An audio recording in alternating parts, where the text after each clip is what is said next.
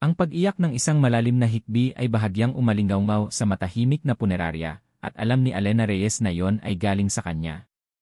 Hindi ito ang oras para sa pagluluksa, sinabi ni Marco sa kanyang tainga, habang ang kamay nito ay nakahawak sa kanyang balikat, tila nagbibigay ng aliw. Ngunit ang mga salitang kasunod na ibinulong ni Marco ay ang nagpabagsak sa kanyang mundo, mas higit pa sa pagkawala ng kanyang ama. Ang papa mo, bulong ni Marco, ang kanyang boses ay kalmado at nakakaloko, sagabal siya. Napatigas ang katawan ni Elena. Hindi niya maintindihan. Nasa harapan nila ang kabaong ng kanyang ama, si Don Miguel Reyes, na namatay sa atake sa puso.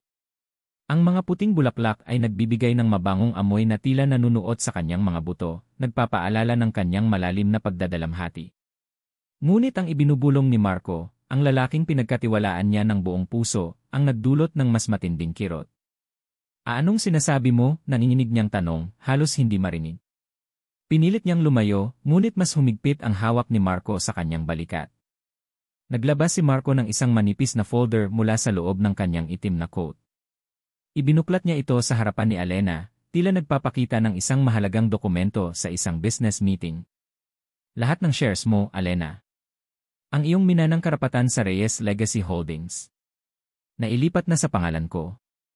Ang mga papeles na pinirmahan mo noon para sa investment. Isang mapait na ngiti ang sumilay sa kanyang mga labi. Iyon ang katapusan ng lahat para sa iyo. Doon sumilay ang isang malaking takot. Mas matindi pa sa takot na naramdaman niya nang mawala ang kanyang ama. Pero paano si Papa? Tanong niya, ang kanyang puso ay kumakabog ng malakas sa kanyang dibdib. Atake sa puso ang ikinamatay niya. Sinabi ng doktor. Atake sa puso, tama, bulong ni Marco, ang kanyang mga mata ay walang buhay. Isang atake sa puso na bunga ng matinding stress. Sino kaya ang nagbigay sa kanya ng stress na yon, Elena? Ang mga utang ng kumpanya. Ang mga problema sa board. Ang banta ng pagkawala ng lahat ng pinaghirapan niya. Nagtaas siya ng isang kilay, ang kanyang ngiti ay naging isang walang awang ngisi. Sa tingin mo ba, basta na lang sumuko ang isang Don Miguel Reyes? Hindi. Pinilit ko siyang umamin sa kanyang mga kasalanan. Inihanda ko ang lahat ng papeles, ang lahat ng katibayan na siya ay nalulugi. Ang bawat pagdududa, bawat takot, ipinaramdam ko sa kanya. At sa wakas, bumigay ang puso niya. Naramdaman ni Elena ang kanyang mundo na gumuho. Hindi niya maproseso ang lahat ng impormasyon. Ang kanyang ama. Ang lalaking minahal niya. Ang kumpanya. Lahat. Ginawa ni Marco. Direkta at didirekta. Bakit mo ginawa yan, Marco? Hikbi niya, ang luha ay umaagos ng walang pigil sa kanyang mga mata. Bakit? Minahal kita. Pag-ibig, tumawa si Marco, isang tawang malalim at walang kagalakan.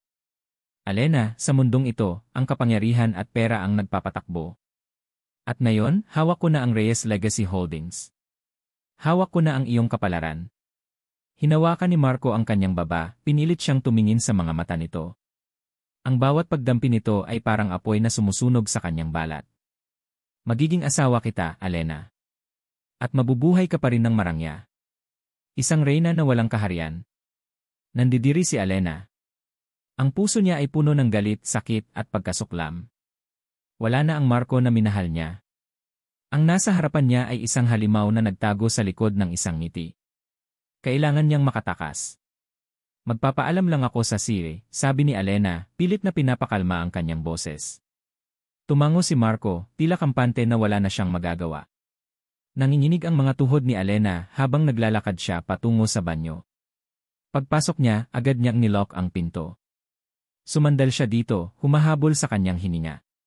Ang kanyang refleksyon sa salamin ay isang babaeng hindi niya kilala, maputla, may mga luhang walang tigil sa pag-agos, at may mga matang puno ng matinding takot. Tumingin siya sa bintana ng banyo. Maliit ito, pero sapat na para makadaan siya. Malakas ang ulan sa labas, isang bagyo na tila nakikidalamhati sa kanya. Walang pag-aalinlangan, inakyat niya ang inidoro at pilit na binuksan ang bintana. Ang basang hangin ay dumampi sa kanyang mukha. Bumagsak siya sa mamasa-masang damuhan sa likod ng bahay. Hindi niya ininda ang putik na dumungi sa kanyang itim na bestida o ang sakit ng kanyang pagbagsak. Ang tanging nasa isip niya ay tumakbo. Tumakbo palayo sa halimaw. Tumakbo palayo sa lahat. Nakarating siya sa gate at lumabas sa kalsada. Walang mga sasakyan. Walang tao. Tanging siya at ang unos. Patuloy siya sa pagtakbo, hindi alam kung saan pupunta, basta't malayo kay Marco. Ang bawat patak ng ulan ay parang latigo sa kanyang balat, ngunit ang sakit sa loob niya ay mas matindi pa. Bigla, isang pares ng nakakasilaw na ilaw ang sumalubong sa kanya. Isang itim na van ang humarang sa kanyang daraanan, ang mga gulong nito ay gumawa ng malakas na tunog sa basang kalsada. Napatigil si Alena, ang puso niya ay kumakabog na parang gustong kumawala sa kanyang dibdib. Naramdaman niya ang matinding takot na lumamon sa kanya. Bumukas ang pinto ng van. Isang matangkad na lalaki ang bumaba. Nakasuot ito ng itim na jacket, at ang mukha niya ay halos hindi makita sa dilim. Ngunit nakita ni Alena ang tindig nitong matipuno at ang mga kilos nitong tiyak at mabilis. Sa isang iglap, nasa harapan na niya ito. Hindi siya nagsalita. Walang sinabi. Hinawakan nito ang braso niya, ang pagkakahawak ay mahigpit at hindi nagtatanong. Bago pa man makasigaw si Alena, may tinakip na itong panyo sa kanyang ilong at bibig. Isang amoy na matapang at kemikal ang pumasok sa kanyang sistema. Ilang segundo lang, naramdaman niya ang unti-unting pagbigat ng kanyang mga talukap. Ang takot ay napalitan ng isang malalim na kadiliman.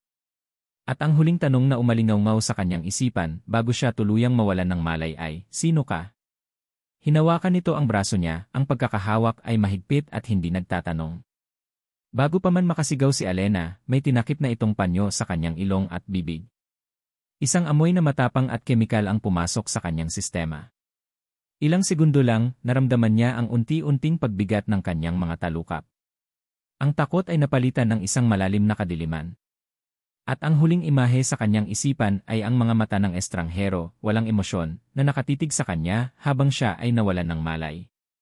Nagising si Alena sa isang pakiramdam na kakaiba. Malambot ang kanyang hinihigaan, sutla ang kumot na nakabalot sa kanya. Unti-unti niyang iminulat ang kanyang mga mata. Hindi ito ang kanyang kwarto. Isang maluwag na silid na may matataas na kisam ang bumungad sa kanya. Gawa sa dark wood ang mga muebles.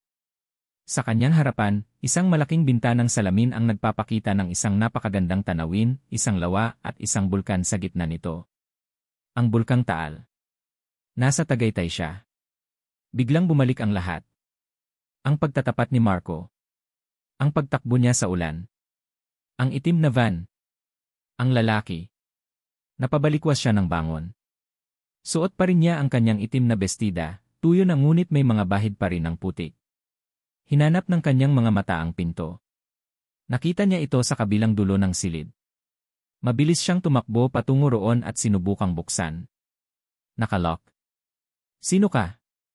"Pakawalan mo ako," sigaw niya, kinakalampag ang pinto. "Tulong! Tulungan niyo ako!" Walang sumasagot. Tanging ang alingawngaw ng sarili niyang boses ang kanyang narinig. Napasandal siya sa pinto, ang pag-asa ay unti-unting nauubos. Ilang sandali pa, narinig niya ang tunog ng pagpihit ng susi sa labas. Mabilis siyang umatras, kinuha ang pinakamalapit na bagay na mahahawakan niya, isang mabigat na libro mula sa isang maliit na mesa. Bumukas ang pinto. Pumasok ang lalaking dumukot sa kanya. Mas malinaw na niya itong nakikita ngayon sa liwanag ng umaga. Matangkad ito, marahil ay lampas 6 na talampakan ng taas. Nakasuot ito ng simpleng itim na shirt at maong, sapat na para ipakita ang matipuno nitong pangangatawan. Ang buhok nito ay bahagyang magulo at ang mukha ay seryoso. Ngunit ang mga mata nito ang nagbigay sa kanya ng kilabot. Malamig. Walang mababakas na awa o kahit anong emosyon. "Nasaan ako? Sino ka? Anong kailangan mo sa akin?" Sunod-sunod na tanong ni Alena, ang boses ay nanginginig ngunit pilit niyang tinatapangan. Hindi ito sumagot. Naglakad ito papasok at isinara ang pinto sa likuran nito. Ang tunog ng pag-click ng lock ay parang isang sentensya ng kamatayan sa pandinig ni Alena. "Sumagot ka," sigaw niya. Itinaas lang nito ang isang kilay. "Kalma lang, Miss Reyes. Ayokong saktan ka." Ang boses nito ay malalim at kalmado, na lalo lang nagpainit ng ulo niya. "Huwag mo akong tawaging Miss Reyes na para bang kilala mo ako. Inutusan ka ba ni Marco? Sabihin mo sa kanya, hindi ako sasama sa kanya." "Hinding-hindi. Naglakad ito palapit sa kanya, bawat hakbang ay may bigat at otoridad. Instinctively, Alena clutched the book tighter. Umupo ka, utos nito, itinuro ang isang silya sa tabi ng bintana. Hindi ako susunod sa'yo. Sa isang mabilis na kilos, hinablot nito ang libro mula sa kanyang kamay at marahang inilapag sa mesa. Hinawakan nito ang kanyang balikat at walang kahirap-hirap na inupo siya sa silya. Napakabilis ng pangyayari, hindi nakapalag si Alena. Hindi ako inutusan ni Marco, sabi ng lalaki, tumayo ito sa harapan niya, nakapamulsa. Pero gusto kong malaman ang lahat tungkol sa plano ninyo. Plano? Wala kaming plano, giit ni Alena. Niloko niya ako. Niloko niya kaming lahat. Siya ang may kasalanan kung bakit namatay si Papa. Tinitigan siya ng lalaki, sinusuri ang bawat galaw niya, ang bawat pagkurap ng kanyang mga mata. Talaga ba? Dahil ang mga impormasyong hawak ko ay iba ang sinasabi. Huminga ng malalim si Alena, pilit na pinipigilan ang mga luha. Pakinggan mo ako, nakikiusap ako. Nagkamali ka ng taong kinuha. Biktima rin ako. Kung sino ka man, pakawalan mo na ako. Kailangan kong itama ang lahat. Isang mapaklang ngiti ang nakita ni Alena sa mga labi nito. Magaling kang umarte, Miss Reyes. Halos maniwala na ako. Dito na sumabog ang galit ni Alena. Hindi niya alam kung saan nanggaling ang lakas ng loob, pero tumayo siya at sinampal ito. Isang malutong na sampal na umalingaw sa tahimik na silid. Hindi man lang gumalaw ang lalaki. Dahan-dahan lang nitong iginalaw ang ulo pabalik at tinitigan siya. Ngayon, may nakita siyang emosyon sa mga mata nito. Galit. Isang malamig at kontroladong galit. Huwag mo nang ulitin yan, mariin itong sabi. Biglang nakaramdam ng takot si Alena. Nagsisisi siya sa ginawa niya. Sa sobrang desperasyon, humanap siya ng paraan para makatakas. Nakita niya ang isang plorera sa isang mesa sa kanyang tabi. Hinablot niya ito at akmang ibabato sa lalaki. Ngunit mas mabilis ito. Bago pa man niya maihagis ang plorera, nahawakan na nito ang kanyang pulsuhan. Mahigpit ang hawak nito at nabitawan ni Alena ang plorera. Bumagsak ito sa sahig at nabasag, ang tunog ay sumabay sa pagbasag ng kanyang tapang. Inilipit nito ang kanyang braso sa likuran at idiniin siya sa pader. Ang mukha ni Alena ay halos 1 pulgada na lang ang layo sa malamig na pader. Napasigaw siya sa sakit. Isang maling galaw pa, bulong ng lalaki sa kanyang tainga, ang hininga nito ay mainit at ang boses ay mababa at puno ng pagbabanta, at sisiguraduhin kong hindi mo na magagamit ang kamay na yan. Naramdaman niya ang init ng luha sa kanyang pisngi, hindi lang dahil sa sakit kundi dahil sa matinding takot at kawalan ng pag-asa. Wala na ang tapang na ipinakita niya kanina. Sa sandaling iyon, isa na lang siyang babaeng bihag at walang kalaban-laban. Binitiwan siya nito ng biglaan na naging dahilan para mawalan siya ng balanse at mapasalampak sa sahig. Napahawak siya sa kanyang braso, nanginginig sa pinaghalong sakit, takot at kahihiyan. Mula sa sahig, tumingala siya sa lalaki, wala na ang anumang bakas ng paglaban sa kanyang mga mata. Tanging purong takot na lamang ang natitira. Hindi siya pinansin ng lalaki. Tinalikuran siya nito na parabang isa lang siyang bagay na kakatapos lang ayusin. Naglakad ito patungo sa isang mesa kung saan nakapatong ang kanyang handbag, ang handbag na dala niya nang tumakas siya kagabi. Kinuha nito ang bag at walang pakundangang ibinuhos ang laman sa ibabaw ng mesa. Nahulog ang kanyang lipstick, ang susi ng kotse niya, ang kanyang wallet, at ang kanyang cellphone na malamang ay wala ng baterya. Isang malaking sampal sa kanyang pagkatao ang panonood sa isang estranghero na halungkatin ang kanyang mga personal na gamit. Kinuha nito ang kanyang wallet. Hindi pera ang hinahanap nito. Kinapa nito ang bawat sulok, ang bawat tupi ng katad. At doon, sa isang maliit na lihim na bulsa na hindi niya alam na umiral, may nakuha ito. Isang maliit at itim na BSU flash drive. Napakunot ang noo ni Alena. Tinitigan niya ang maliit na bagay sa kamay ng lalaki. Hindi niya iyon kailanman nakita sa buong buhay niya. Ano yan? Mahina niyang tanong. Hindi akin yan. Hindi man lang siya nito sinulyapan. Itinabi nito ang wallet at naglakad patungo sa isang laptop na nakapatong sa isang study table sa sulok ng silid. Umupo ito, isinaksak ang ESD at binuksan ang computer. Si Alena, na nakaupo pa rin sa sahig, ay pinapanood ang bawat galaw nito. Ang takot ay unti-unting napalitan ng matinding kuryosidad. Ano ang laman ng ESD na yon? Bakit mayroong ganoong bagay sa kanyang wallet na hindi niya alam? Lumitaw ang ilang folder sa screen ng laptop. Walang kahit anong pangalan ang mga folder na yon, tanging mga petsa at oras lang. Nag-click ito ng isa. Nakita ni Alena ang mga lumabas sa screen, mga screenshots ng email exchanges at text messages. Nagsisimula na siyang makaramdam ng matinding kaba. Habang nag-scroll ang lalaki, nanlaki ang mga mata ni Alena. Nakita niya ang mga pangalan, Marco Valdez at Alena Reyes. Ang mga mensahe ay tungkol sa mga detalyadong plano kung paano unti-unting kukunin ang kontrol ng Reyes Legacy Holdings. Mayroong mga usapan tungkol sa mga legal loopholes, sa pagmamanipula ng mga board members, at sa pag-alis ni Don Miguel. Ang tono ay malamig, kalkulado at walang awa. Ang mas nakakagulat ay ang mga sagot na may pangalang Alena Reyes. Ang mga mensahe ay tila nagpapakita ng kanyang pagiging aktibong kalahok sa mga plano ni Marco. Magaling, Marco, basa niya sa isa. Siguraduhin mong walang magiging legal na abala. Hindi ako handang mawala ang pamana ko dahil lang sa isang lumang matanda. Napasigaw si Alena. Hindi. Hindi ko isinulat yan. Hindi ako yan. Tumigil ang lalaki sa pag-scroll. Dahan-dahan itong lumingon, ang mga mata nito ay nanlilisik sa galit at pagdududa. Walang bakas ng pagkalito o kahit anong pag-aalinlangan sa kanyang tingin. Puro hatol. Ano to? Malamig na tanong niya, itinuro ang screen.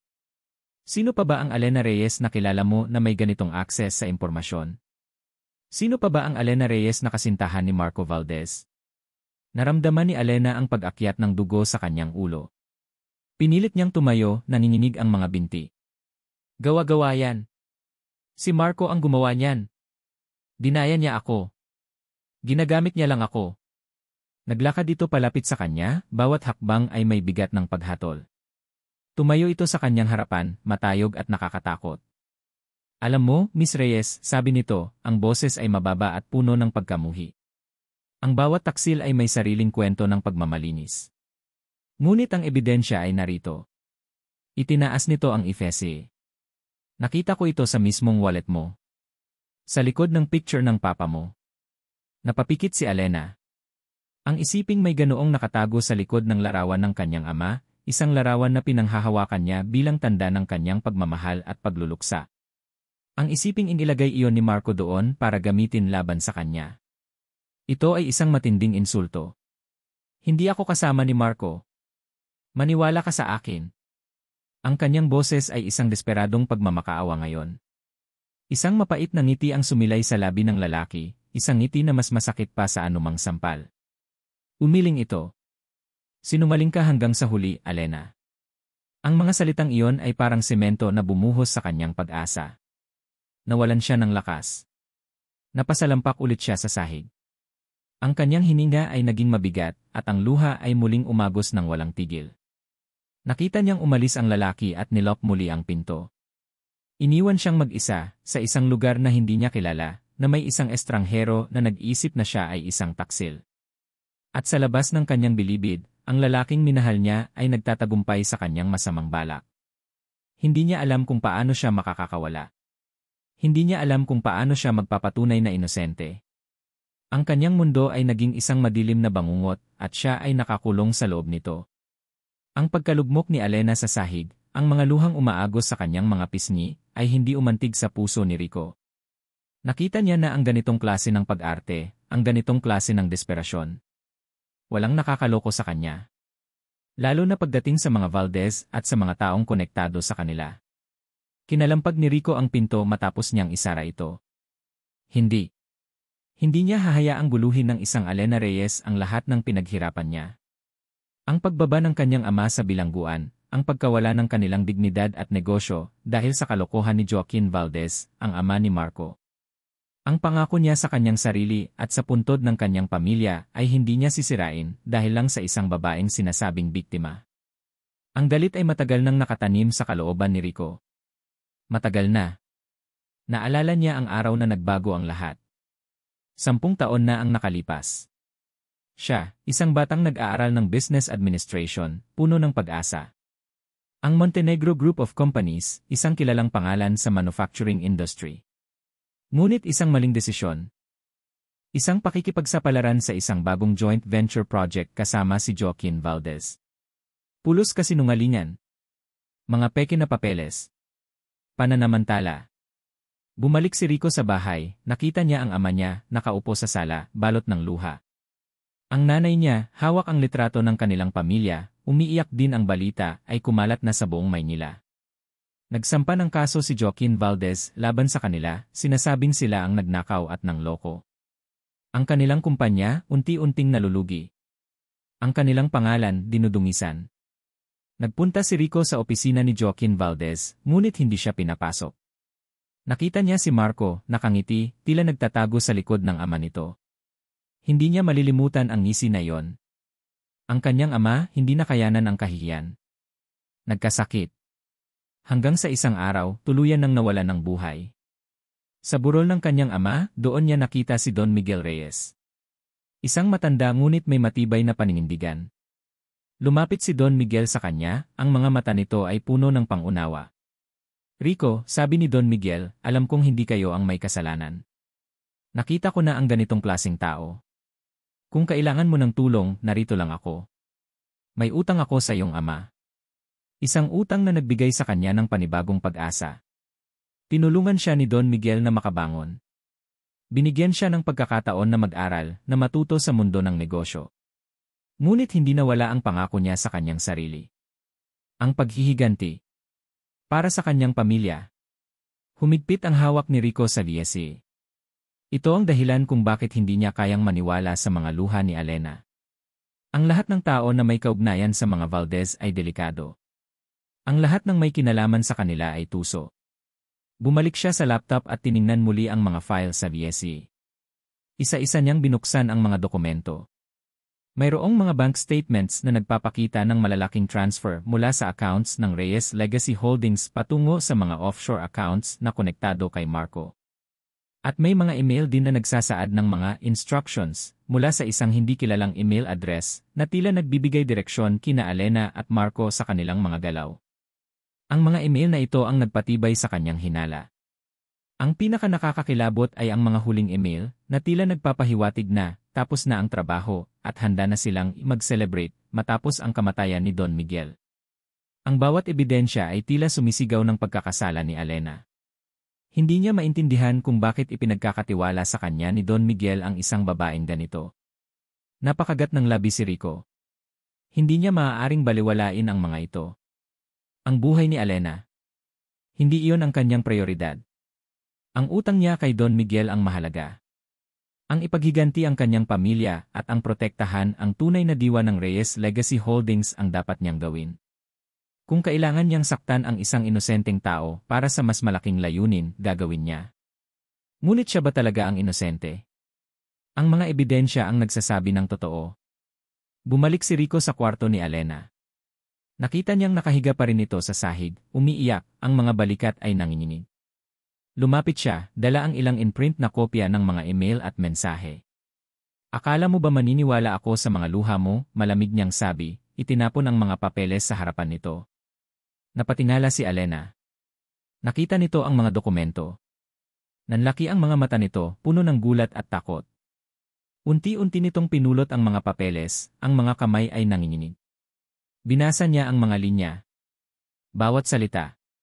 Ang kanyang sariling pangalan, ang kanyang sariling email address. Ngunit hindi niya maalala na sinulat ang mga ito. Hindi ito ang paraan niya ng pagsasalita. Hindi ito ang paraan niya ng pag-iisip. Hindi ko isinulat ang mga ito, bulong niya, ang kanyang boses ay halos hindi na marinig. Gawa-gawa lang yan. Marco ang may gawa nito. Gusto niya akong sirain.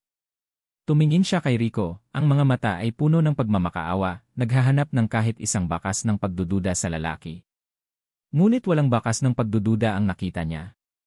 Tanging paghatol at pagkamuhi. Mula ngayon, Alena, mariin na sabi ni Rico, hindi ka na makakalabas sa silid na ito. Hindi ka rin makakakonek sa labas.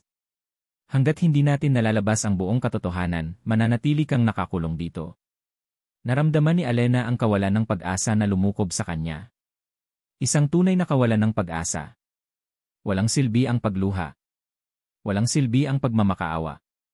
Ang lalaking ito ay nakakulong sa kanyang sariling galit, sa kanyang sariling nakaraan, at sa mga maling ebidensya. Napasigaw siya, isang sigaw na puno ng sakit at pagkalito. Pakawalan mo ako. Wala akong kasalanan. Ngunit hindi siya pinansin ni Rico. Tinalikuran siya nito.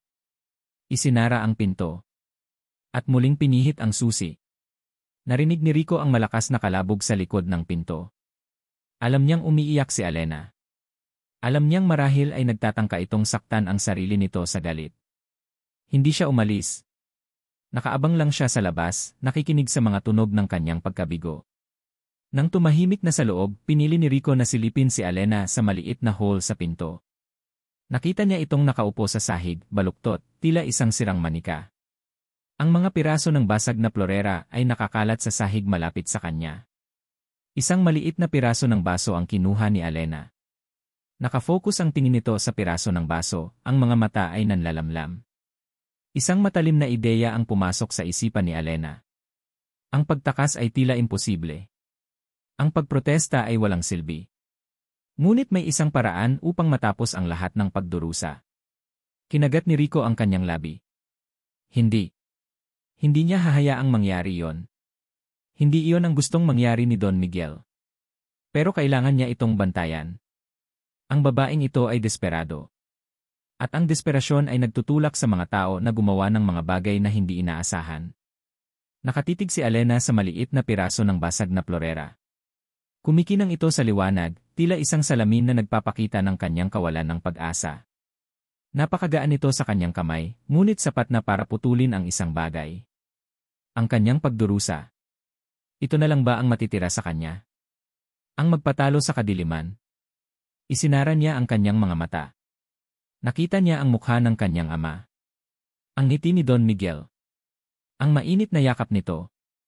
Ang mga paalala nito na siya ang pinakamahalagang kayamanan ng Reyes Legacy Holdings. Anak, kahit anong mangyari, tandaan mo, ang kapangyarihan ay nasa puso mo. Ang katotohanan ay palaging mananaig. Napalingon si Alena sa basag na baso. Ang katotohanan. Paano niya ipapakita ang katotohanan kung walang naniniwala sa kanya? Paano niya ipapakita ang katotohanan kung nakakulong siya? Bigla, naramdaman niya ang matinding galit. Galit kay Marco. Galit sa lalaking dumukot sa kanya. At galit sa kanyang sarili dahil sa kanyang kahinaan. Bakit niya susukuan ang laban? Bakit niya hahayaang manalo ang mga taksil? Ang buhay niya ay hindi lang sa kanya. Ito ay para sa kanyang ama. Para sa diwa ng Reyes Legacy Holdings na sinikap nitong itayo. Hindi. Hindi siya susuko. Hindi siya mamatay na walang kalaban-laban. Mula sa kanyang bulsa, inilabas niya ang maliit na piraso ng baso. Tiningnan niya ito. Isang piraso ng sirang nakaraan. Pero pwede rin itong maging kasangkapan. Kasangkapan para lumaban. Dahan-dahan, mariin niyang inilapag ang piraso ng baso sa sahig. Nagkalat ang mga piraso ng florera sa paligid niya, parang mga kalat ng kanyang nakaraang buhay. Nagpunas siya ng luha at pilit na tumayo. Kailangan niyang kumilos. Nagsimula siyang suriin ang silid. Hindi ito ordinaryong kulungan. Malaki ito. May banyo sa loob. May mga libro. Hindi rin ito mukhang bahay ng isang kriminal. Isa itong marangyang pagkakakulong. Tinignan niya ang pinto. Matibay.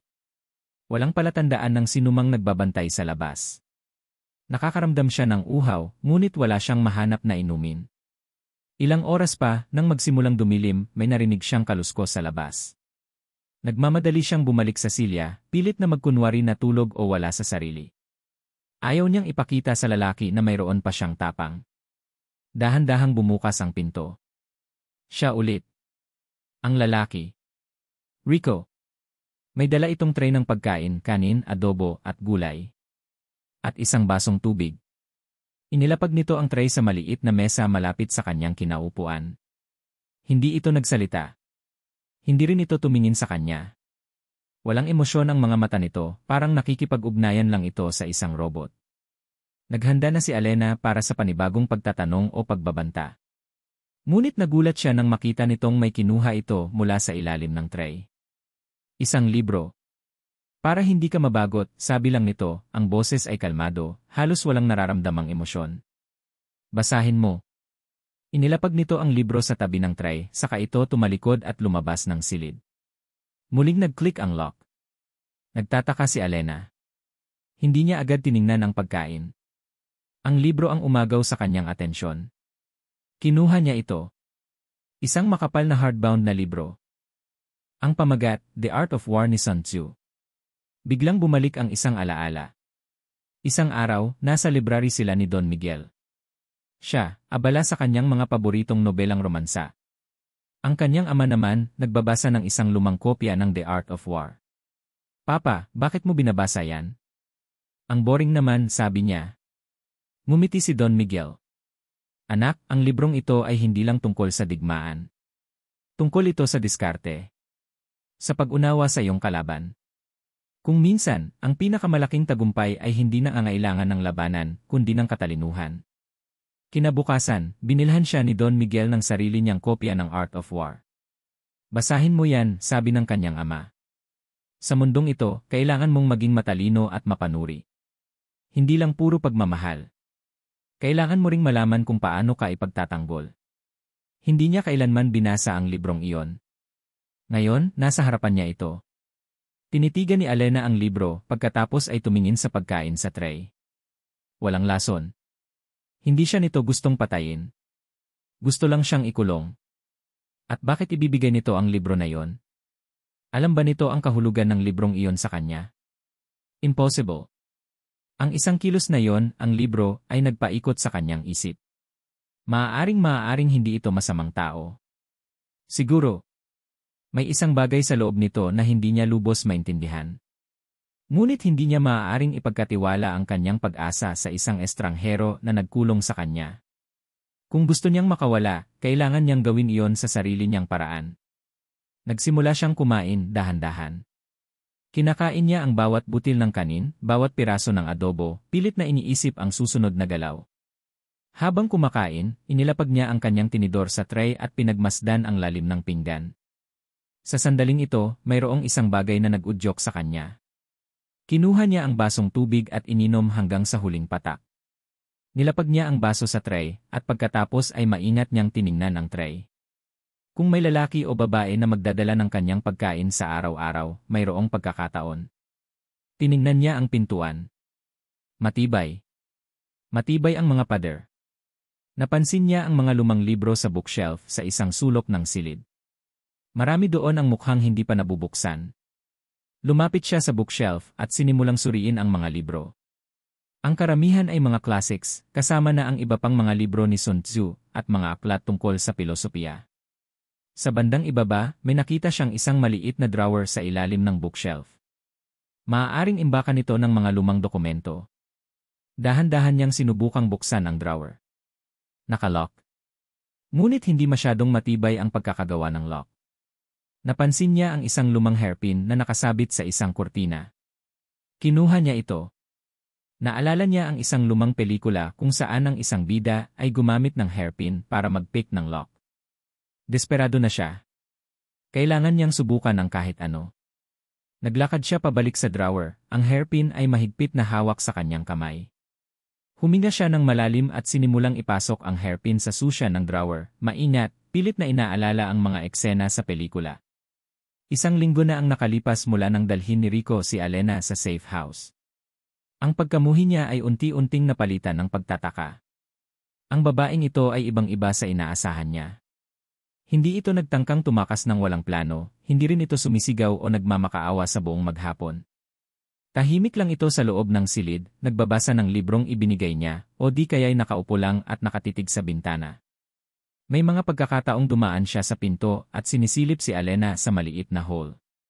Nakita niya itong seryosong nakatingin sa mga halaman sa labas, o kaya na may sinusulat sa isang notebook na binigay niya rin, isang pahiwatig na hindi lang siya isang simpleng babaeng nag-inarte. Nakita niya ang determinasyon sa mga mata nito, isang determinasyon na hindi niya inaasahan mula sa isang prinsesang tulad ni Alena Reyes. May gabi na sinilip niya ito, nakita niyang nakatulog ito habang hawak ang The Art of War. Mumuso si Rico.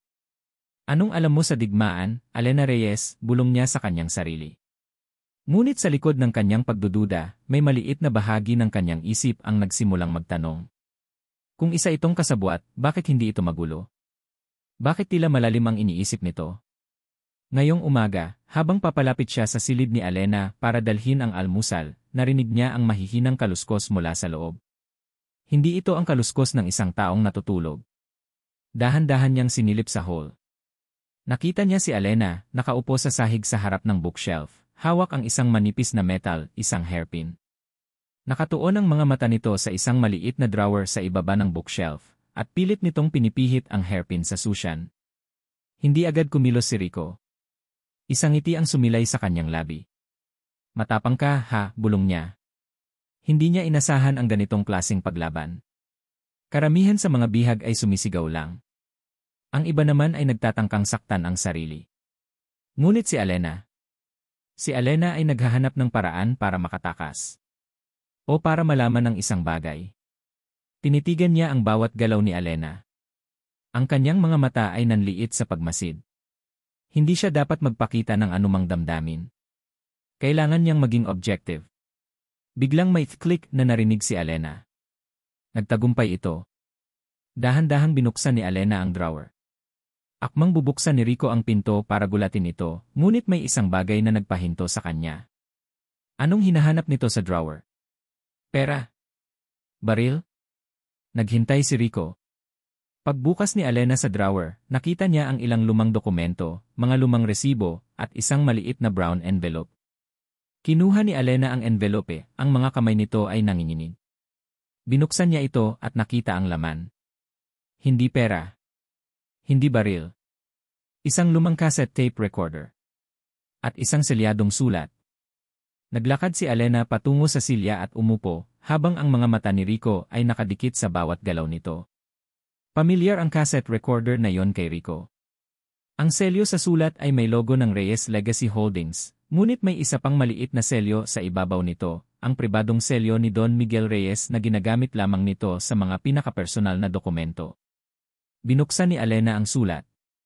Suminghap ito. Nagtaka si Rico. Ano ang nakasulat doon? Para mas makita, dahan-dahang binuksan ni Rico ang pinto at pumasok. Napakabilis ng kanyang kilos, walang ingay. Hindi agad siya napansin ni Alena na abala sa pagbabasa ng sulat. Tumayo si Rico sa likuran nito, halos hindi humihinga. Ngayon, malinaw na niyang nababasa ang mga nakasulat sa sulat. Minamahal kong Alena.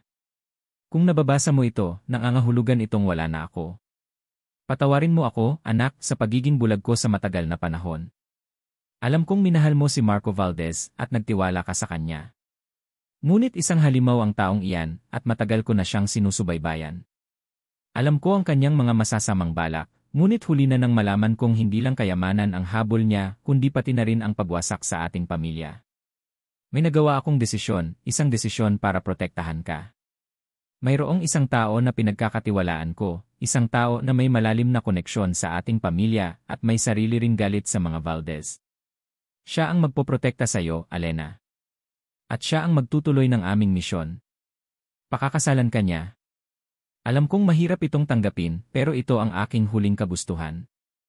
Ito ang tanging paraan para matiyak na ligtas ka at ang ating pamana ay hindi tuluyang mawasak. Ang sulat ay natapos doon. Nanlaki ang mga mata ni Rico. Pakakasalan ka niya. Lumingon si Alena, gulat na nakita si Rico sa likuran niya. Anong ibig sabihin nito? Tanong ni Alena, ang boses ay nanginginig. Sino ang taong ito na sinasabi ni Papa? Tinitigan siya ni Rico. Ang mga salita sa sulat ay nagkaroon ng isang kakaibang kahulugan.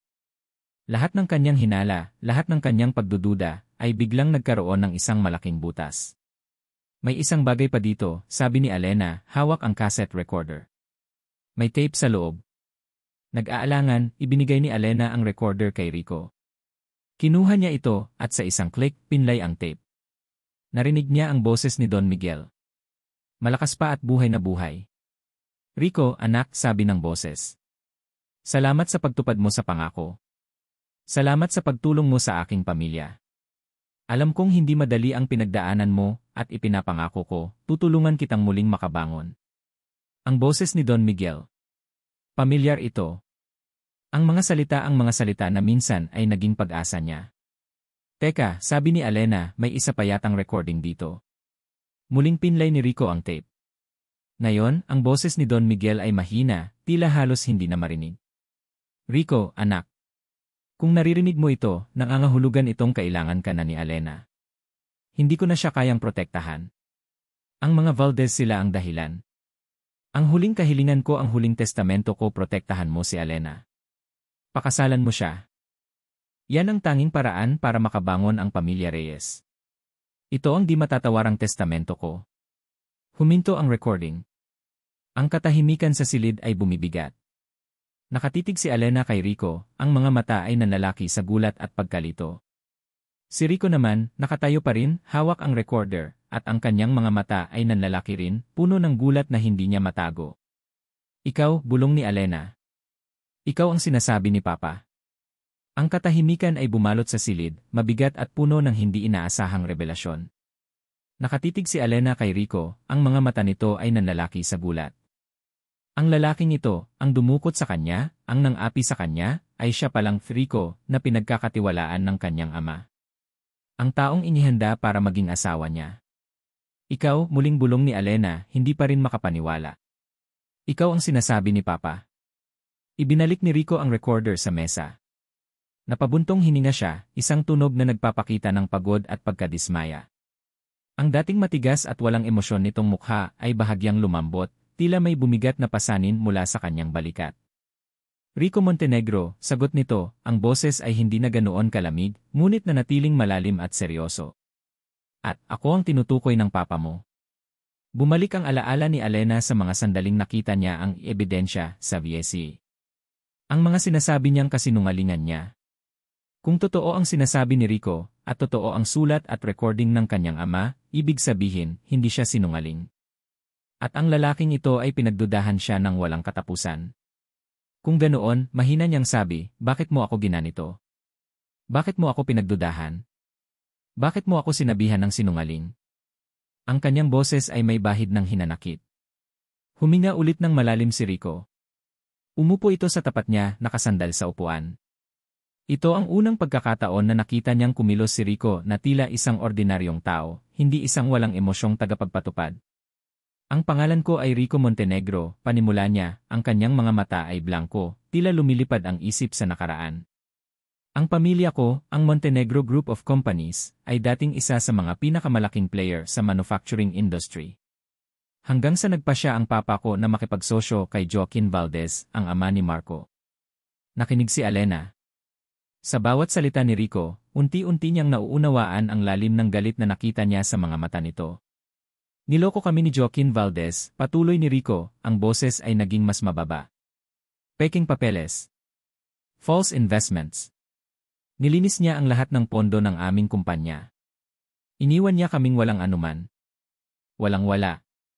Ang papa ko hindi niya nakayanan ang kahihiyan. Nagkasakit siya. Hanggang sa binawian siya ng buhay. Nagpatuloy siya. Mula noon, isang bagay lang ang nasa isip ko, paghihiganti. Gusto kong makita ang mga Valdez na magdusa tulad ng pagdurusa ng pamilya ko. Ngunit wala akong kapangyarihan. Wala akong koneksyon. At doon pumasok ang papa ko, patuloy ni Rico, tiningnan si Alena. Si Don Miguel Reyes. Siya lang ang taong nagtiwala sa akin. Tinulungan niya ako. Binigyan niya ako ng pagkakataon. Ipinalaki niya ako na parang sarili niyang anak. At nagbigay ako sa kanya ng pangako na gagawin ko ang lahat para protektahan siya at ang kanyang pamilya. At ngayong wala na siya, sabi ni Rico, ang pangako ko ay lumipat sa iyo. Ang pagprotekta sa iyo at ang pagtiyak na ang Reyes Legacy Holdings ay hindi mapupunta sa mga Valdez. Tumingin siya sa mga dokumento sa laptop. Nang makita ko ang mga ebidensyang ito sa wallet mo, ang mga peking emails at messages. Naniwala ako na kasabwat ka ni Marco. Naniwala ako na ipinagkanulo mo ang papa mo, tulad ng ginawa ng mga Valdez sa aming pamilya. May nakitang sakit si Alena sa mga mata ni Rico, isang sakit na hindi niya inaasahan. Ang kanyang sariling sakit ay biglang lumiit kumpara sa sakit na dinadala ng lalaking ito sa napakatagal na panahon. Sorry, ang tanging lumabas sa bibig ni Alena. Hindi para sa sarili, kundi para sa kalungkutan at galit na pinagdaanan ni Rico. Suminghap si Rico. Ako dapat ang mag-sorry, Alena. Dahil sa pagdududa ko sa'yo. Dahil sa pagtrato ko sa'yo na parang kriminal. Nagkaroon ng katahimikan sa pagitan nila. Hindi na ito mabigat, ngunit puno ng hindi inaasahang pag-unawa. Ang kanilang koneksyon ay hindi na koneksyon ng bihag at mangdadukot, kundi ng dalawang taong nakulong sa trahedya ng kanilang nakaraan at naghahanap ng katarungan. Kailangan nating kumilos, sabi ni Alena, ang boses ay naging matatag. Alam ko na ngayon na gawa-gawa lang ang mga ebidensyang iyon. Si Marco ang gumawa niyan para sirain ako. Pero bakit niya gagawin yon? Para hindi ka makakilos, sagot ni Rico. Para hindi ka maniwala sa sinuman. Para isipin mong wala kang kakampi. At para maging ganap kang kontrolado niya. Anong gagawin natin? Tanong ni Alena, ang kanyang mga mata ay naniningning sa bagong natuklasang determinasyon. Paano natin siya mapapatunayang nagkasala? Tumayo si Rico. Naglakad siya patungo sa bintana at tiningnan ang bulkang Taal. Hindi lang si Marco ang kalaban natin. Masyado siyang bobo para gawin ang lahat ng ito ng mag-isa. May kasama siya. Lumingon siya kay Alena, ang mga mata ay puno ng matalas na katalinuhan. May isang taong mas matalino sa kanya. Isang taong may kakayahang manipulahin ang batas at ang mga tao. Isang taong alam ang bawat galaw ng papa mo. Lumapit si Alena kay Rico. Ang pagitan sa pagitan nila ay unti-unting nabawasan. Hindi na siya natatakot. Hindi na rin siya nagdududa. Mayroon silang isang karaniwang layunin. Sino? Tanong ni Alena, ang boses ay halos pabulong. Hindi ko pa alam, sagot ni Rico, ngunit hahanapin natin siya. Magkasama. Inabot ni Rico ang kanyang kamay. Nag-aalangan si Alena sa una, ngunit pagkatapos ay inabot din ang kanyang kamay. Magaspang ang palad ni Rico, ngunit mainit at matatag ang kanyang pagkakahawak. Hindi ito ang kamay ng isang kasintahan, ngunit ito ang kamay ng isang kaalyado. Isang kasunduan ang kanilang pagkakahawak. Hahanapin natin ang katotohanan, sabi ni Alena. At ipaghihiganti natin ang ating mga pamilya, sabi ni Rico. Ang pagitan sa pagitan ni Alena at Rico ay tila nabawasan matapos ang kanilang usapan. Hindi pa rin sila lubos na magkakilala, ngunit mayroon na silang pundasyon ng tiwala na binuo sa loob ng isang silid na dati kulungan, ngayon ay naging silid ng kanilang misyon. Para kay Rico, hindi na lang ito tungkol sa pagtupad ng pangako kay Don Miguel o sa paghihiganti sa mga Valdez. Ito ay tungkol na rin sa pagtatama ng mali na nagawa niya kay Alena. Kinabukasan, sinimulan na nila ang kanilang pagsisiyasat. Ibinigay ni Rico kay Alena ang lahat ng mga dokumento at impormasyon na nakuha niya, kasama na ang laptop at ang ESC. Simulan natin sa mga dokumentong ito, sabi ni Rico, itinuro ang mga in-print na kopya ng mga peking email. Kailangan nating alamin kung paano niya nagawa ang mga ito. Ang mga headers. Ang mga addresses. Mayroon akong tao na kayang subaybayan yan. At ang mga transfer ng pera, dagdag ni Alena, hindi ko naaalala ang mga ito. Alam ko ang bawat galaw ng mga pondo sa kumpanya. Maliban na lang kung may ibang gumawa nito gamit ang pangalan ko. Magkatabi silang umupo sa mesa, napapalibutan ng mga papeles, laptop at kape. Si Alena, na dati isang prinsesa na walang alam sa mga bagay na ito, ay nagpakita ng kahanga-hangang talino sa pag-aanalisa. Ang mga mata niya ay matalas habang sinusuri ang bawat numero at bawat linya. Tingnan mo to, Rico, sabi ni Alena, itinuro ang isang bank statement. Mayroong isang transaksyon dito na nakakapagtaka. Isang malaking halaga ang inilipat sa isang holding company sa Cayman Islands. Hindi ko maalala ang transaksyong ito. At ang pirma sa authorization, hindi ito ang pirma ko. Hindi rin ito ang pirma ni Papa. Pinagmasdan ni Rico ang dokumento. Ang pirma ay tila pamilyar, ngunit hindi niya matukoy kung saan niya ito nakita. Ang estilo ng pirma ay pamilyar, sabi ni Rico. Tila sinisikap nitong gayahin ang pirma ng papa mo, ngunit mayroong bahagi na tila iba. Mas formal.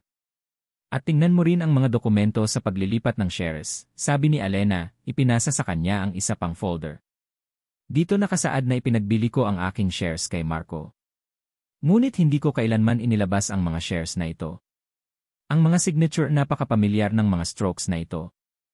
Nagkaroon ng isang sandali ng katahimikan habang sinusuri ni Rico ang mga dokumento. May isang bagay sa kanyang isipan ang biglang nag-click. Attorney De Leon, bulong ni Rico. Ang abogado ng pamilya niyo. Nagulat si Alena. Si Attorney De Leon? Impossible. Matagal na siyang nagtatrabaho sa pamilya namin. Pinagkakatiwalaan siya ni Papa. Iyon mismo ang dahilan, sabi ni Rico. Ang taong pinagkakatiwalaan niyo ang siyang pinakamadaling makapasok. Ang estilo ng pirma. Ang paraan ng paggawa ng mga legal loopholes. Tanging isang bihasang abogado ang kayang gawin ang mga ito nang walang kalikot. At walang ibang abogado na mas kilala ang financial background ng Reyes Legacy Holdings kaysa sa kanya. Pero bakit, tanong ni Alena, nababalot ng pagkalito. Anong motibo niya? Iyon ang kailangan nating malaman, sagot ni Rico. Pero sa ngayon, kailangan nating kumpirmahin ang hinala natin. Kinuha ni Rico ang isang lumang cellphone. Inilagay niya ito sa speakerphone. Nagdial siya ng isang numero. Magpanggap tayong nagtatanong lang tungkol sa mga lumang dokumento ng kumpanya, sabi ni Rico. Nagring ang telepono ng ilang beses bago may sumagot. Office ni Attorney De Leon. Sino po sila? Ang boses ng isang babae. Ah, yes. Ako si M. Ramos, sabi ni Rico, ginaya ang boses ng isang ordinaryong kliyente. Nagkaroon kami ng transaksyon noon kay Attorney De Leon tungkol sa isang lumang lupa sa Batangas. Gusto ko lang kumpirmahin kung valid pa ba ang mga dokumento na pinirmahan namin dati. Sandali po, sir. Ipapasok ko po kay Attorney De Leon, sagot ng babae. Ilang sandali, narinig nila ang boses ni Attorney De Leon. Hello, M. Ramos. Ano ang maitutulong ko? Attorney De Leon, good morning po, sabi ni Rico, kalmado ang boses. Sir, tungkol po kasi sa lupa sa Batangas yung mayroong nakatanim na puno ng niyog doon at mayroong bahagyang dispute sa boundary sa likod. Kung naaalala ninyo po, nagkaroon ng ilang segundo ng katahimikan sa kabilang linya. May naririnig silang pag-aalinlangan sa paghinga ni Attorney De Leon. Ah, naaalala ko, sabi ni Attorney De Leon, ang boses ay tila may bahid ng pagkalito. Ngunit M. Ramos, matagal na ang transaksyong iyon. Sigurado ba kayong ako ang abogado ninyo noon para sa transaksyong iyon? Napangiti si Rico. Ito na nga. Ang reaksyon ni Attorney De Leon ay nagpapatunay ng kanyang hinala. Ang lupa sa Batangas na kanyang binanggit ay gawa-gawa lang. Wala namang ganoong transaksyon. Nanginginig ang boses ng abogado, senyales ng nerbiyos. Ah, pasensya na po, attorney, sabi ni Rico, na tila nagkakamali. Baka nga po nagkamali ako ng numero. Salamat po. Ibinaba ni Rico ang telepono. Tiningnan niya si Alena. Nag-aalala siya, sabi ni Rico. Hindi niya naaalala ang gawa-gawa kong kwento dahil wala naman talagang ganoong transaksyon. Pero ang pagkagulat niya ay nagpapatunay na may tinatago siya. So, si Attorney De Leon nga, tanong ni Alena, ang kanyang boses ay halo-halo ang gulat at pagkadismaya.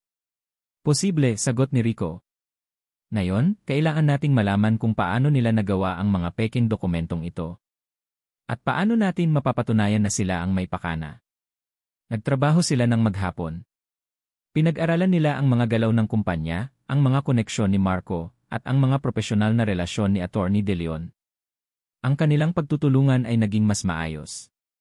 Si Alena ay nagiging mas matalas sa pag-aanalisa ng mga financial records, habang si Rico naman ay nagbibigay ng mga diskarte sa cyber investigation. Sa gabi, pagkatapos ng mahabang araw, magkatabi silang kumain. Ang dating awkward na katahimikan ay napalitan ng mga occasional na pag-uusap. Pinag-usapan nila ang mga nangyari sa nakaraan, ang mga pananaw nila sa buhay. Nagsimulang lumabas ang mga ngiti sa mga labi ni Alena. At para kay Rico, ang bawat ngiti ni Alena ay parang sinag ng araw sa kanyang madilim na mundo. Kailangan nating kumuha ng mas maraming ebidensya, sabi ni Alena habang nag-inat. Kailangan nating malaman kung saan sila nagtatago ng mga orihinal na dokumento o ng mga hard drive. Sabi ni Rico. Pero kailangan nating mag-ingat. May mga tauhan si Marco sa lahat ng sulok ng kumpanya.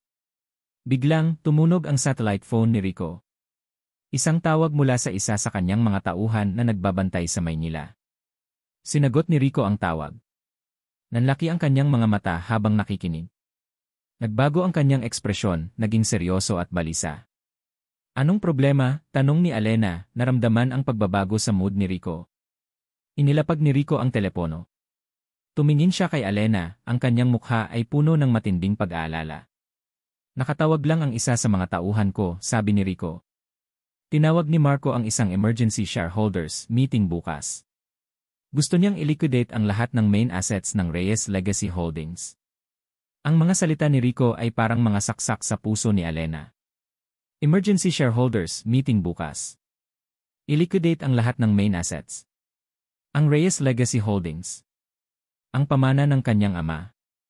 Ang tanging bagay na natitira sa kanya na konektado sa kanyang pamilya ay mawawala na sa loob lamang ng isang araw. Hindi, bulong ni Alena, umiling. Hindi ito pwedeng mangyari. Hindi natin siya hahayaang gawin yan. Wala tayong oras, sabi ni Rico, ang boses ay puno ng pagkabahala. Kailangan nating kumilos ngayon. Kailangan nating pigilan ang meeting na yan.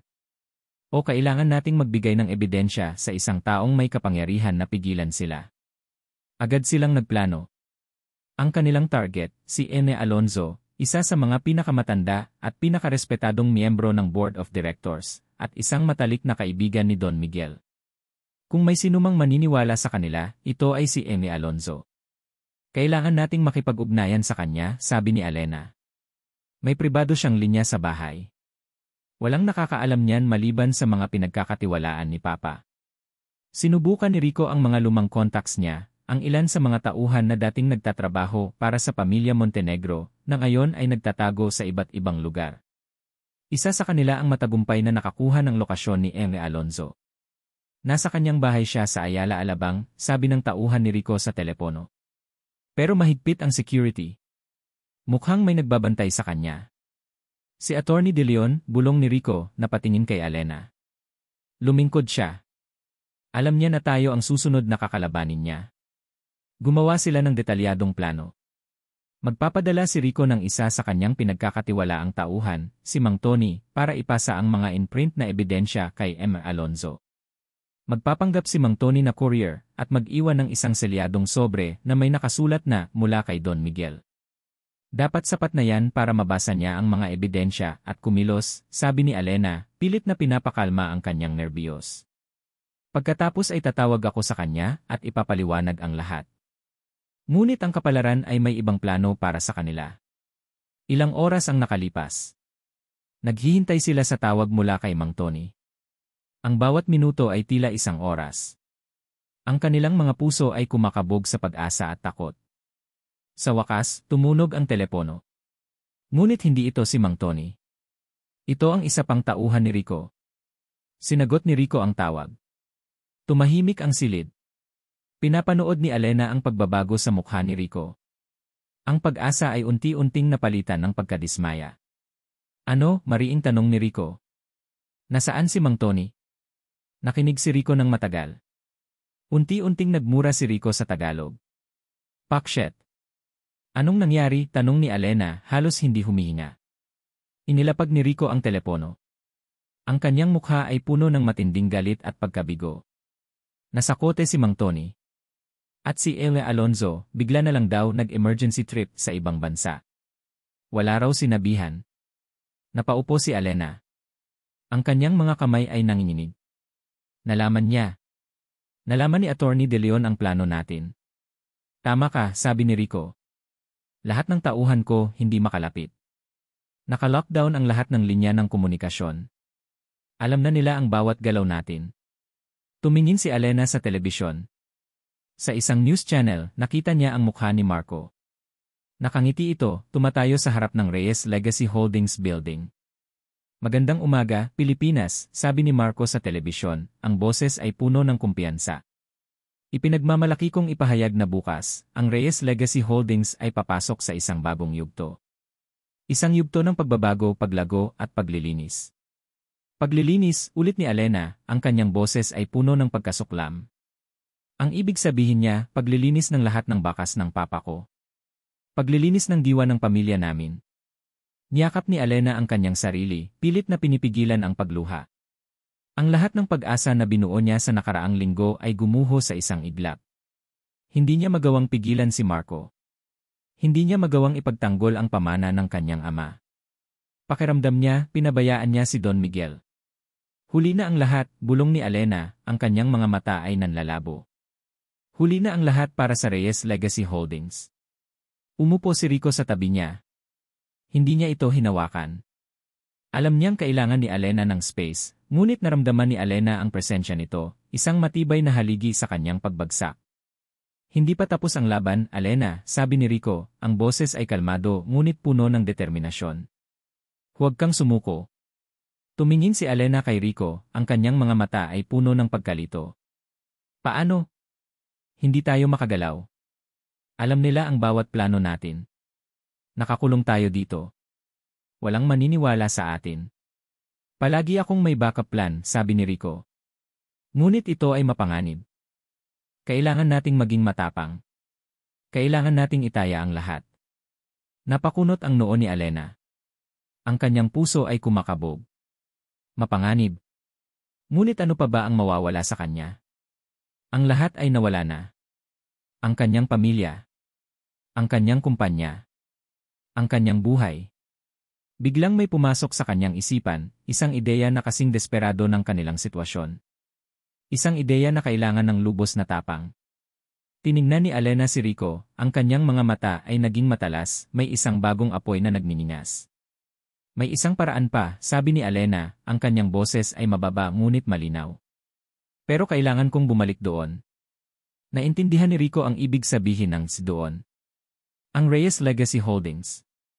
Ang mismong kuta ng kanilang mga kalaban. Ang kaba sa dibdib ni Alena ay halos sumabog na. Nakaupo siya sa likuran ng van ni Rico, nakasuot ng isang simpleng itim na pantalon at blusa, ang buhok ay nakatali sa isang high ponytail. Ang dating Alena na palaging nakasuot ng mamahaling damit at alahas ay wala na.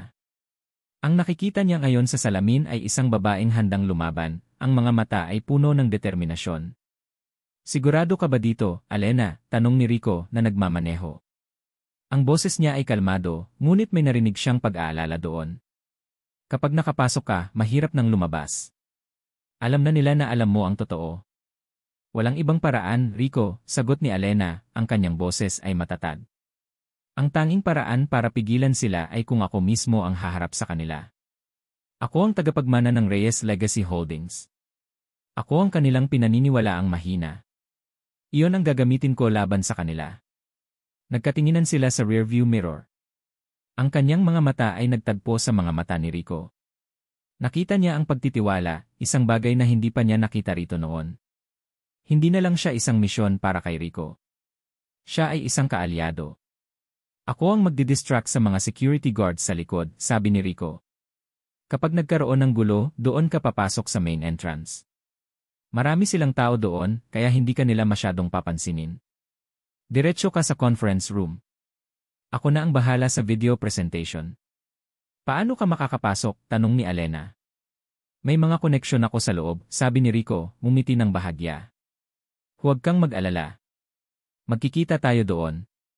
Nakarating sila sa Reyes Legacy Holdings building. Ang napakalaking gusali ay tila isang nagbabantang higante. Kinailangan niyang huminga ng malalim. Alena, tawag ni Rico.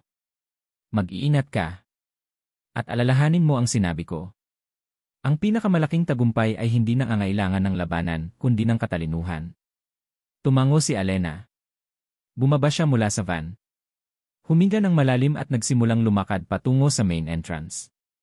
Sa likod ng building, mabilis na kumilos si Rico. Ang dalawa niyang tauhan ay kasama niya. Okay, tandaan niyo ang plano, utos ni Rico.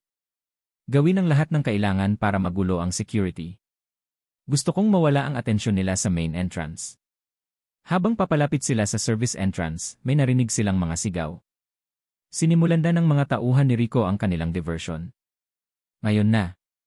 Kailangan niyang makapasok sa control room. Nagkaroon ng gulo sa likod ng gusali. Narinig ni Alena ang mga sigaw, ang tunog ng mga sirena ng security. Nagulantang ang mga gwardiya sa main entrance. Ito na ang kanyang pagkakataon. Diretso siyang pumasok sa lobby. Ang ilang security guards ay tiningnan lang siya, hindi siya pinansin, abala sa kaguluhan sa likod. Ang mga empleyado ay nagbubulungan, nagtataka sa biglaang emergency meeting. Miss Reyes! Lumingon si Alena. Nakita niya si Attorney De Leon, nakangiti, ngunit ang ngiti nito ay peke. Nasa tabi niya si Marco Valdez na nakangiti ng may pagtatagumpay. Ang mga mata ni Alena ay nanliit. Alena, anong ginagawa mo rito? Tanong ni Marco, tila nagulat sa kanyang presensya. Hindi ka dapat narito. Delikado sa labas. Hindi delikado sa labas, Marco, sabi ni Alena, ang kanyang boses ay matatag at puno ng otoridad na hindi pa nila naririnig. Delikado sa loob. Lalo na para sa mga magnanakaw at traidor. Nagbago ang ekspresyon ni Marco. Nagtagalog siya. Nababaliw ka na, Alena. Halika, ihahatid na kita sa labas. Hindi ako alis, sabi ni Alena, hanggat hindi natin nabubunyag ang lahat ng kasinungalingan nyo. Naglakad si Alena patungo sa conference room. Puno ito ng mga board members at shareholders. Nasa harap si Atty. De Leon na nagpepresenta tungkol sa kinabukasan ng Reyes Legacy Holdings. Ang Reyes Legacy Holdings, sabi ni Atty. De Leon, ang boses ay kalmado at mapanghikayat, ay papasok sa isang bagong panahon. Isang panahon ng pagbabago, paglago, at paglilinis ng mga lumang sistema na hindi na kailangan. Ngumiti si Alena. Naglakad siya papasok sa conference room. Lahat ay napatingin sa kanya. Nagulat ang lahat.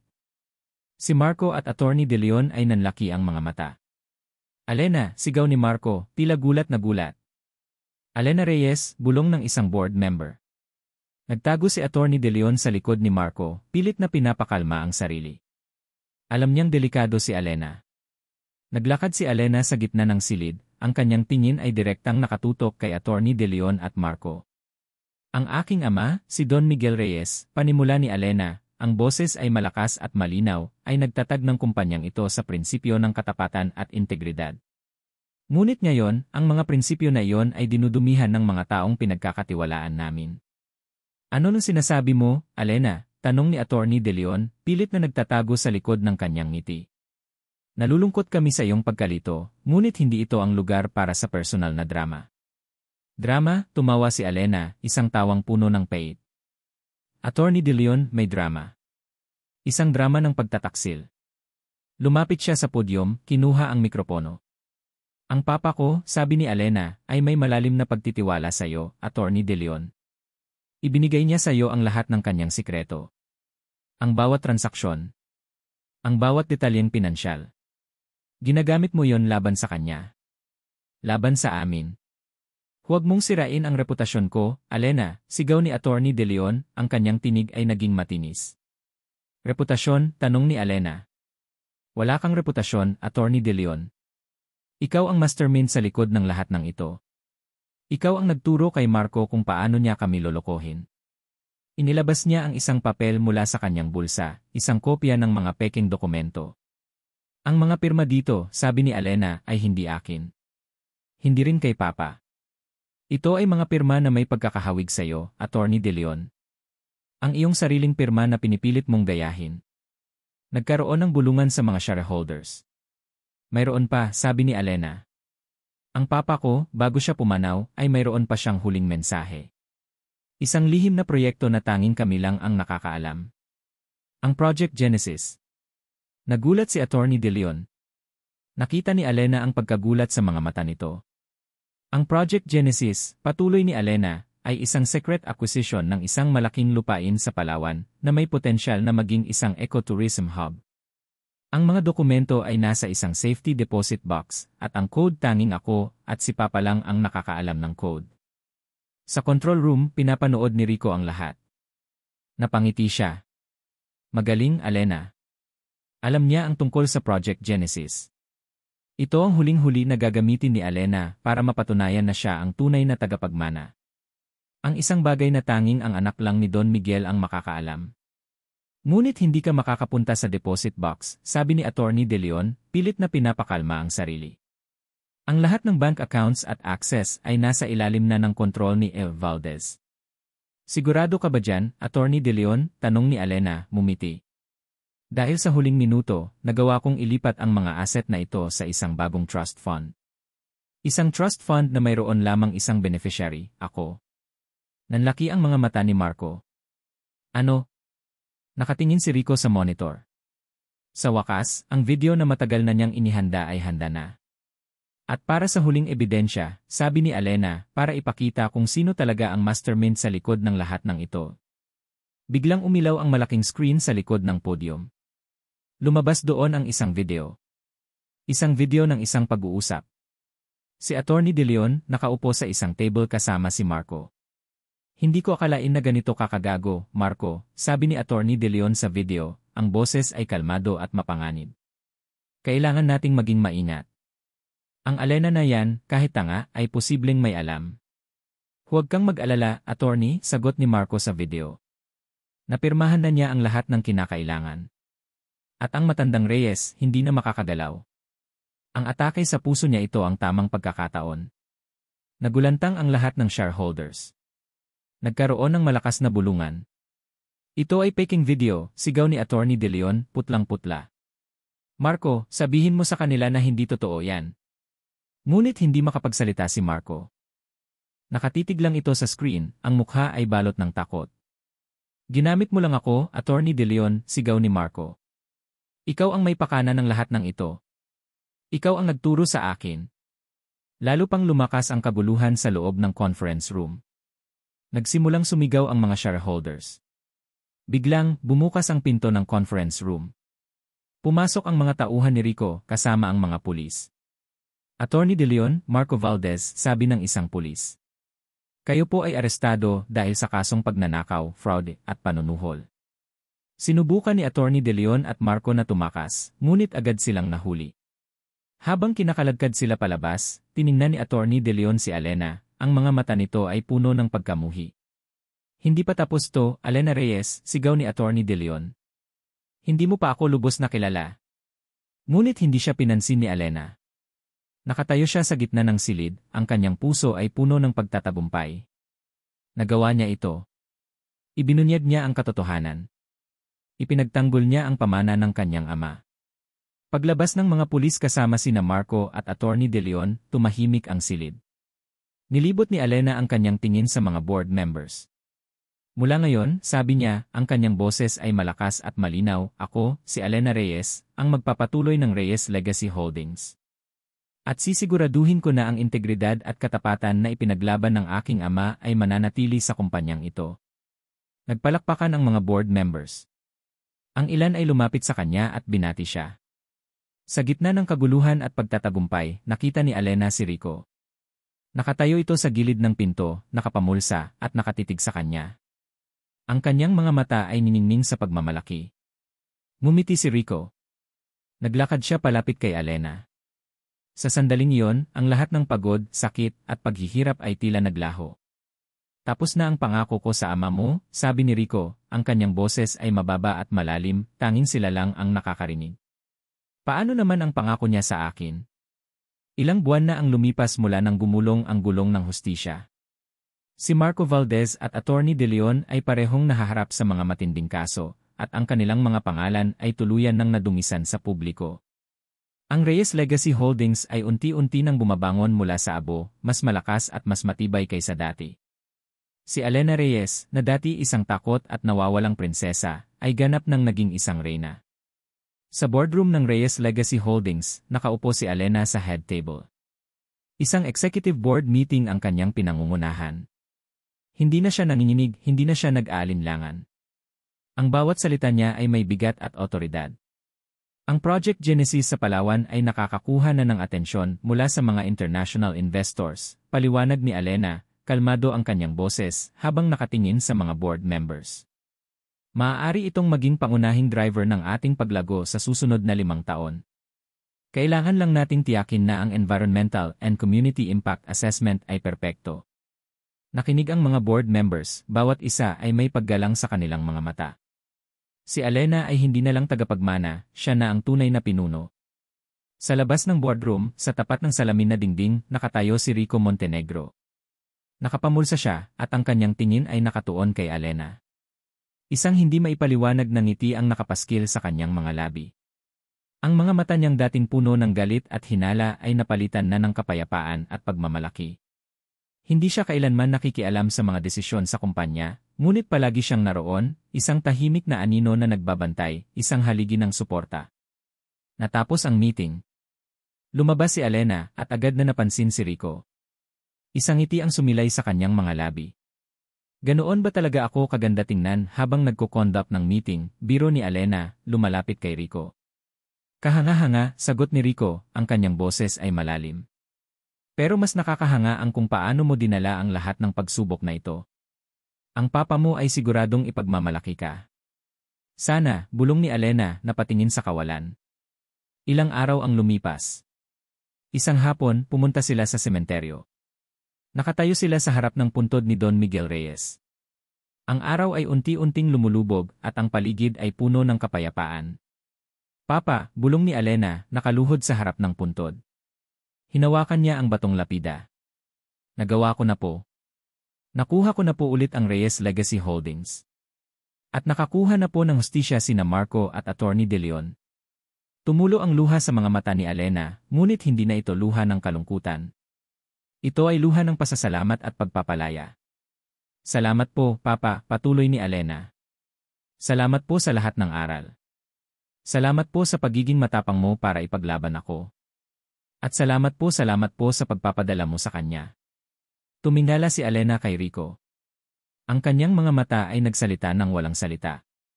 Si Rico ay lumuhod sa tabi niya at hinawakan ang kanyang kamay. Salamat po, Don Miguel, sabi ni Rico, ang boses ay puno ng paggalang. Tupad na po ang pangako ko sa inyo. Niyakap ni Alena si Rico.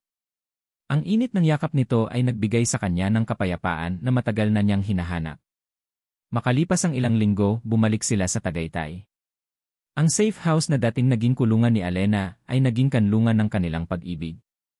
Ang lawa at ang bulkang Taal ay saksi sa kanilang kwento.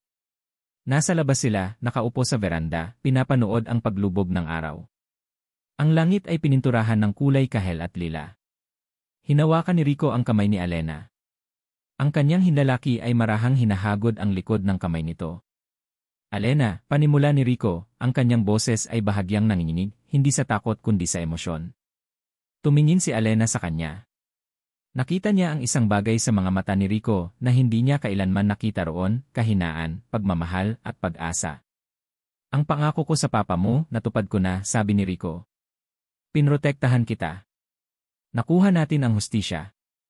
Sagot ni Alena, nagtataka kung saan papunta ang usapan.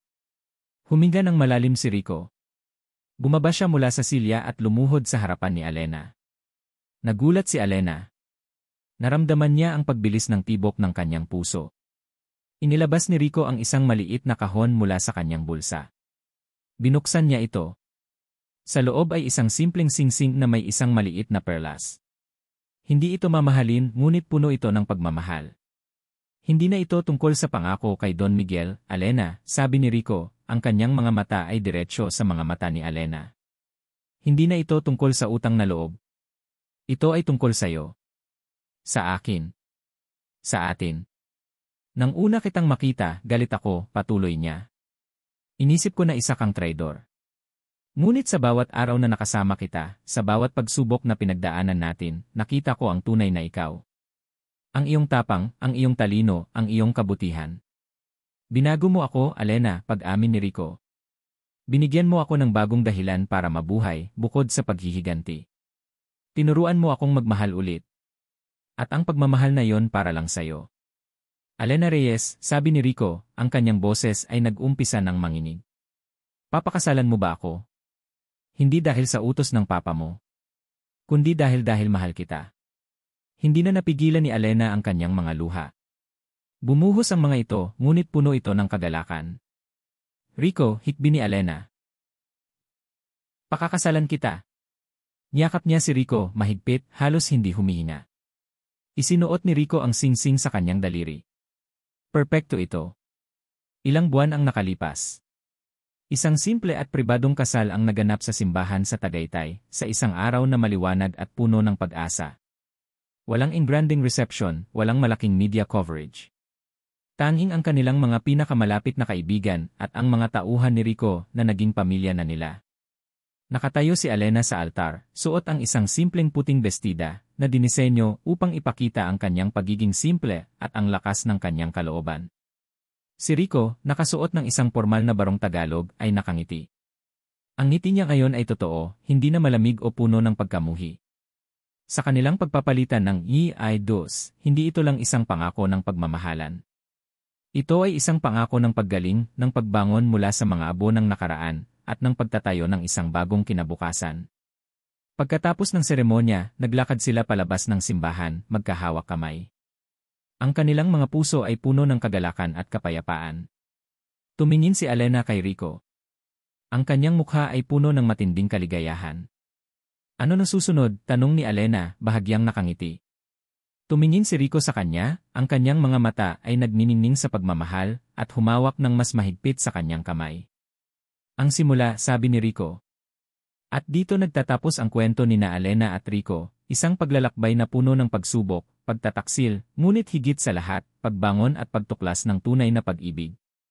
Sa ngalan ng inyong manunulat, lubos po akong nagpapasalamat sa inyong walang sawang pagsubaybay sa bawat kabanata ng kwentong ito. Bawat pahina, bawat salita, at bawat eksena ay binuo ko ng may puso at pagmamahal, kasama kayo sa aking isipan. Naramdaman ko ang bawat luha ni Alena, ang bawat galit ni Rico, at ang bawat pag-asang sumilay sa gitna ng kanilang dilim. Hindi naging madali ang kanilang paglalakbay, at gayon din ang paglikha ng kanilang kwento, ngunit ang bawat hamon ay nagbigay sa akin ng inspirasyon. Sana, sa pamamagitan ng ang huling halik ng taksil, ay nakahanap kayo ng aral, ng inspirasyon, at ng pag-asa. Sana ay nakita ninyo na sa kabila ng pinakamalalim na sugat mula sa pagtataksil, may kakayahan tayong bumangon ng mas matatag. Na ang tunay na pag-ibig ay hindi lang nakikita sa saya, kundi sa kakayahang magpatawad, umunawa, at maniwala muli, hindi lang sa iba, kundi maging sa sarili. Naway ang kwentong ito ay nagpaalala sa atin na ang pag-asa ay palaging naroon, kahit sa pinakamadilim na sandali, at na ang pagmamahal ay may kapangyarihang magpagaling ng anumang sugat.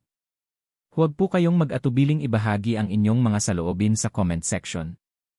Ano ang pinakapaborito ninyong bahagi ng kwento? Anong emosyon ang higit na nakaantig sa inyong puso? Ang inyong mga komento ay ang pinakamahalagang regalo para sa akin. Muli, maraming salamat sa inyong pagiging bahagi ng paglalakbay na ito.